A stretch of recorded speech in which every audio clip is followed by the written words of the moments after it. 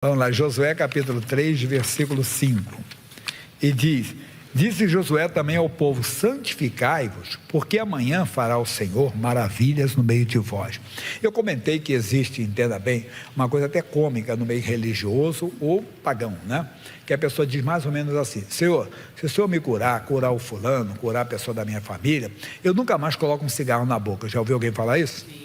Se o Senhor me conceder essa graça, essa bênção, eu nunca mais colocar álcool, assim por diante. Não, é desnecessário isso, porque a verdade é que a santidade é você viver a palavra.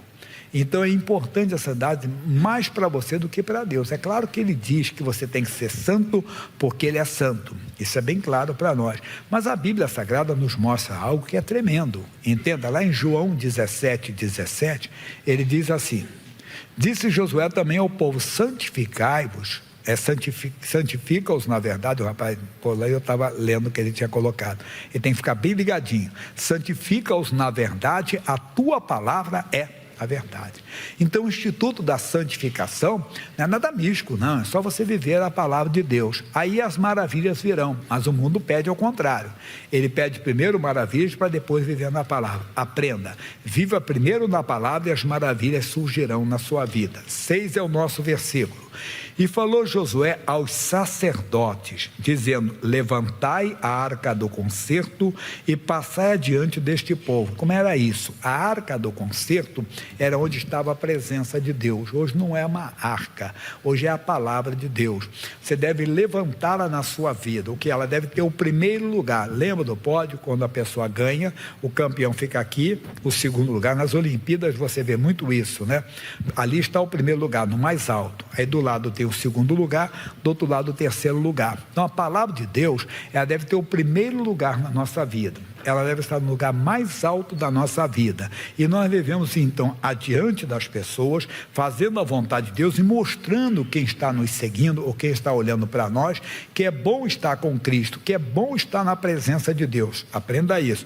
Mas pastor Jaime, eu não sou sacerdote. Vamos para o Apocalipse capítulo 5. Apocalipse capítulo 5, versículos 9 e 10. Todo culto eu trago versículos novos, né? Apocalipse 5, versículos 9 e 10.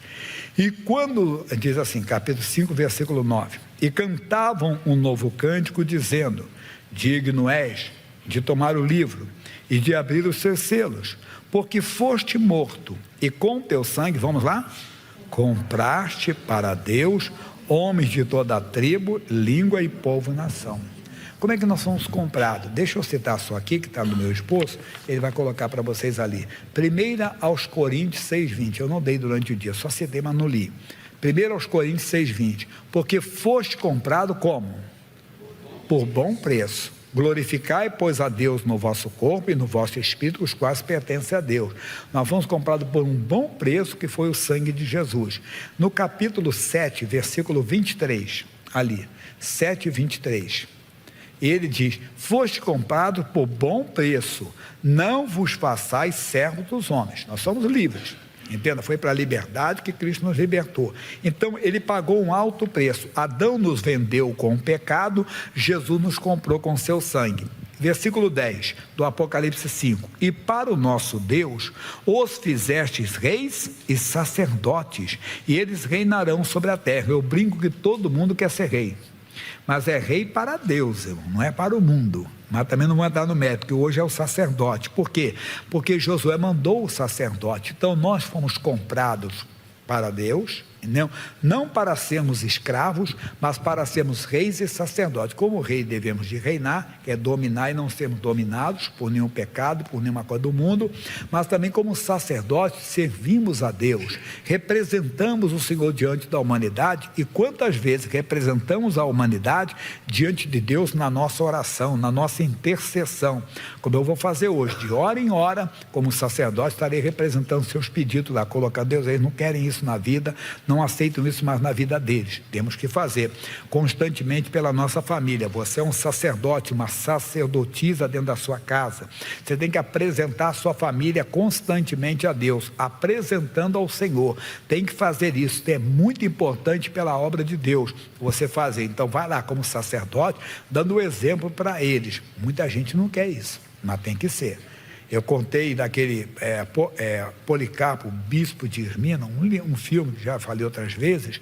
Ele foi no mercado de escravos. Naquela época as pessoas eram vendidas. Por exemplo, você tinha uma dívida, não conseguia pagar a dívida, chegava e levava os seus filhos como mercadoria. Era assim. E ele foi no mercado e comprou uma moça, uma menina ainda, pelo pote dela, 12, 13 anos. Ele colocou até o filme ali para vocês verem qual é. Isso, aquele ali. Aí vai escutando.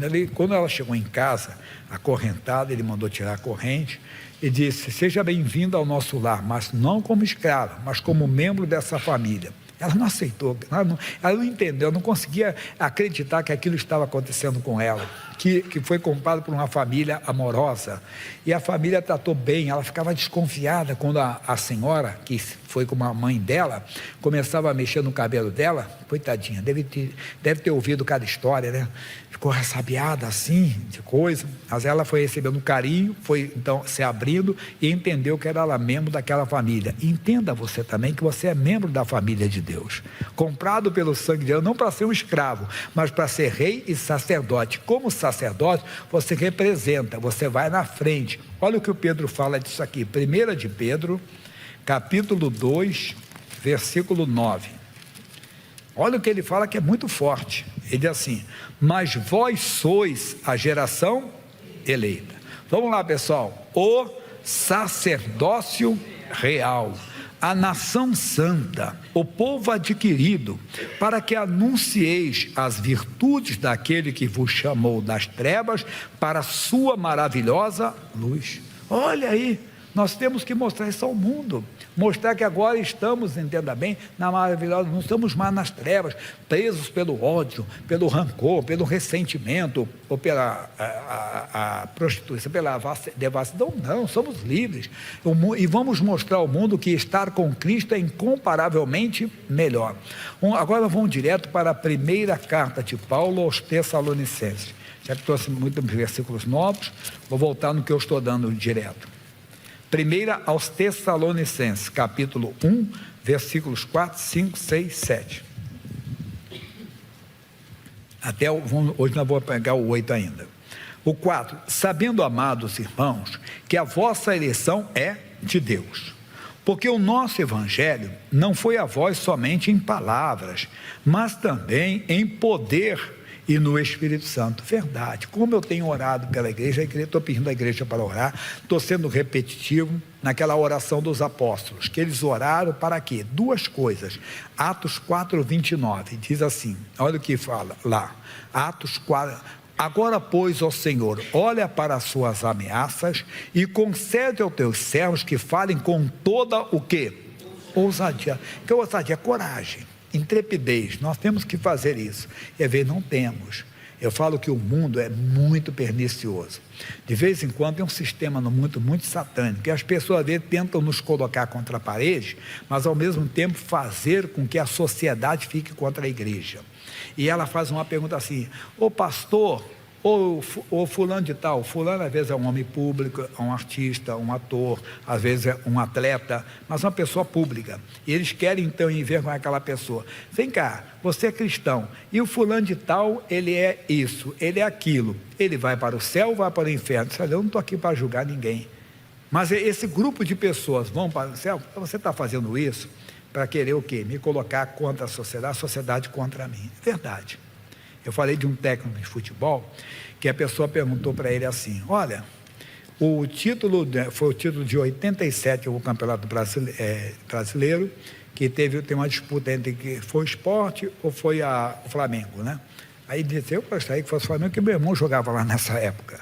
Mas aí até a Justiça acabou dando ao Sport. Aí uma repórter perguntou para ele: ô fulano, e esse campeonato, quem é o verdadeiro campeão? É o Sport ou o Flamengo? Ele disse: olha, essa pergunta não é boa que você está fazendo. tem que ver a intenção sua. Porque se eu falo que é o Flamengo, a torcida do Sport vai ficar contra mim, onde eu sou técnico agora. Mas se eu falo, entenda bem, que é o Sport, a torcida do Flamengo, de onde eu fui criado, onde eu comecei, vai ficar contra mim. Então você estava uma pergunta para me colocar. E é verdade, a pessoa pergunta isso para colocar a sociedade contra a igreja. Pastor, irmão, crente, esse grupo vai para o céu? Olha, segundo a palavra de Deus, 1 Coríntios 6:10, leia lá. Você quer falar, mas eu não vou falar desse, vou falar de outro. Os adúlteros, por exemplo, não vão entrar no reino de Deus. Porque a Bíblia diz que o homem é marido de uma só mulher, a mulher é mulher de um só homem. Mas ninguém pergunta isso. E a Bíblia diz no Apocalipse 21:8 que os mentirosos não entrarão no reino de Deus. Então eu não vou ser um mentiroso, dizer que a pessoa vai, não, eu não estou julgando ninguém, eu dou a salvação. Agora, a Bíblia fala desse grupo, e pode ser pessoa na igreja, pode ser o pregador da igreja. Se ele é mentiroso, ele não vai entrar no céu, ele pode levar muita gente para o céu, mas ele não vai entrar. Por quê? Porque ele foi mentiroso, ele tem que se arrepender se ele vive a mentira. Ele é roubador, entenda bem, enche o bolso, ele não vai entrar no céu. Pode ter certeza disso, não vai.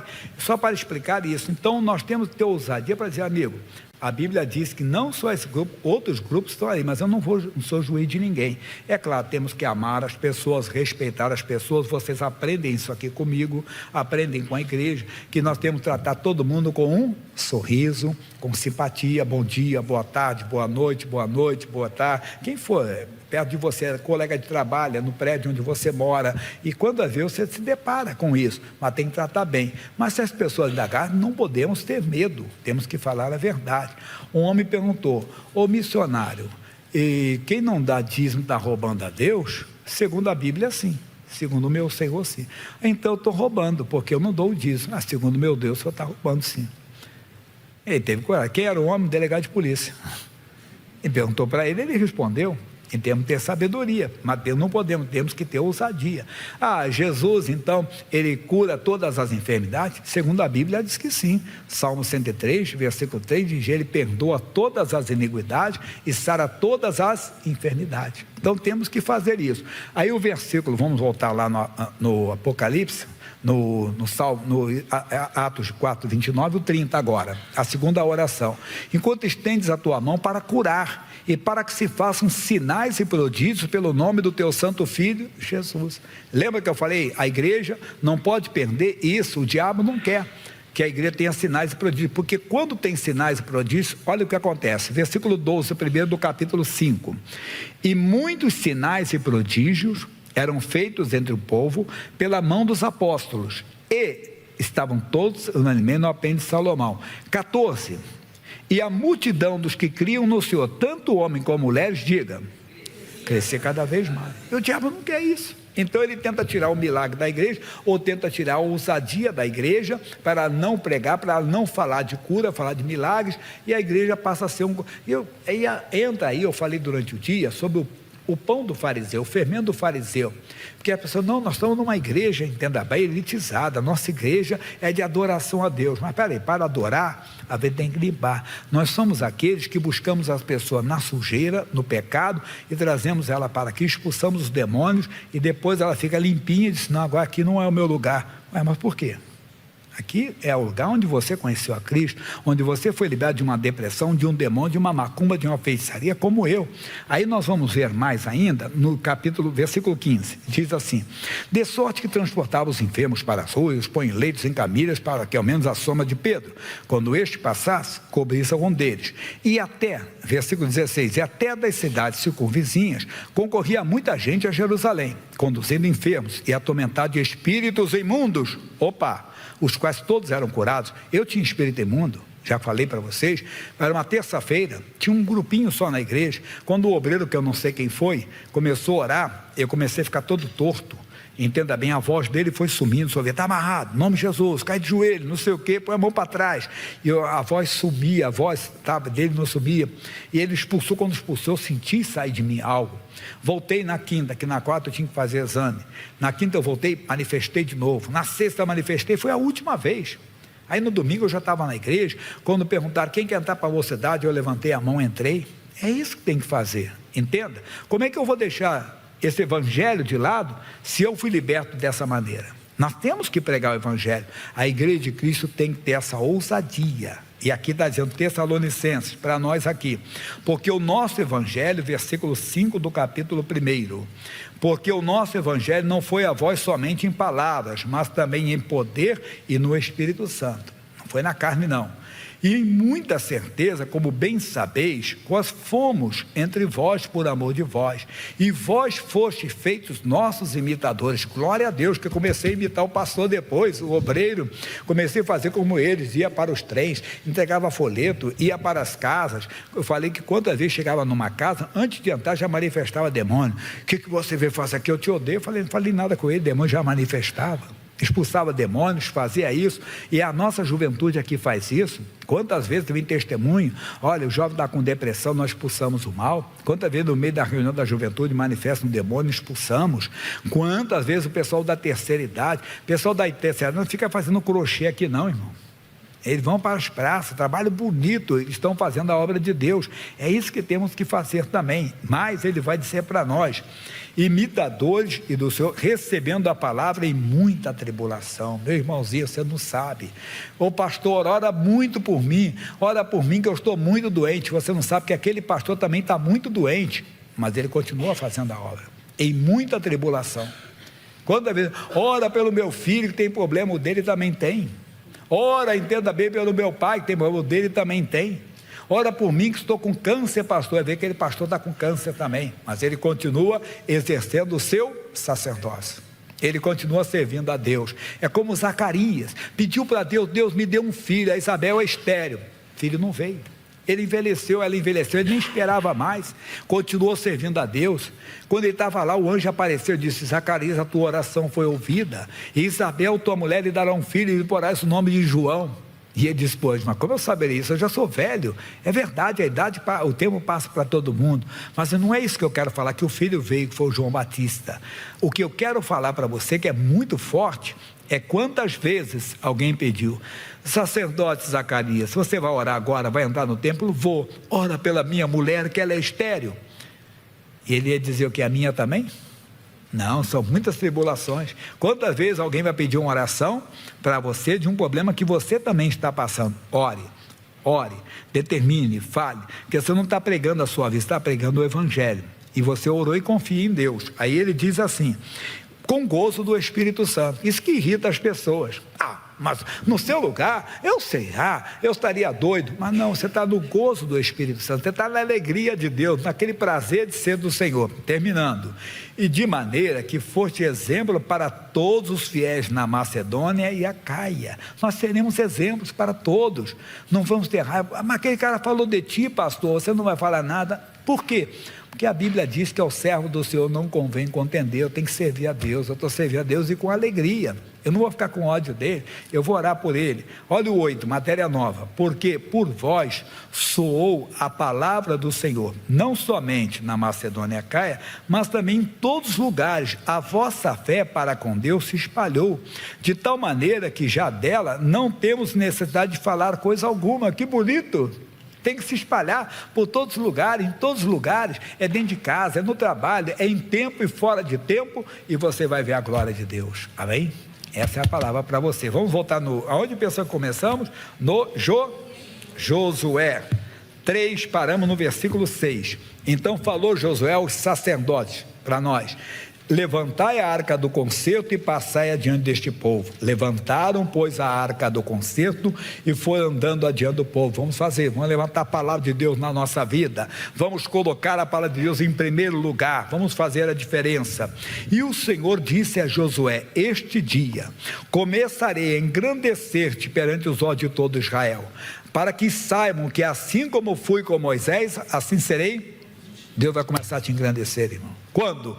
Quando você então colocar a palavra de Deus em primeiro lugar, vai adiante, lembrando onde você está, as pessoas estão atrás, estão olhando para você, você é o exemplo dos fiéis, você é exemplo para os que estão de fora, você mostra para as pessoas que estar com Cristo é incomparavelmente melhor. Josué, Moisés foi o Mar Vermelho, Josué foi o Jordão, não quer dizer que conosco vai ser o Tietê não, entenda? Mas são maravilhas, coisas lindas que Deus vai operar, tanto através de mim, através de você, porque todos nós fomos feitos sacerdotes. representantes do Senhor, mostrando ao mundo que estar com Cristo é incomparavelmente melhor. Amém?